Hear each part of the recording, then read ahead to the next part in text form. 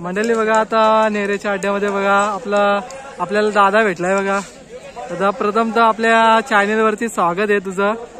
दादा काय नमस्कार दादा. आज कोणते कोणते नंदी घेऊन आलाय? हा पिंट्या आणि हा बाबू. ओके. किती वर्षाचे आहेत तुमचे नंदी? 5 वर्षाचा झाला. ओके. काय शर्यत वगैरे झाले का? झाली आता एक हारली आता परत जमवायची. ओके परत जमाचे. काय आजचं नियोजन काय आहे मग? घरची गाडी आहे कशी आहे ती? घरची गाडी आहे का?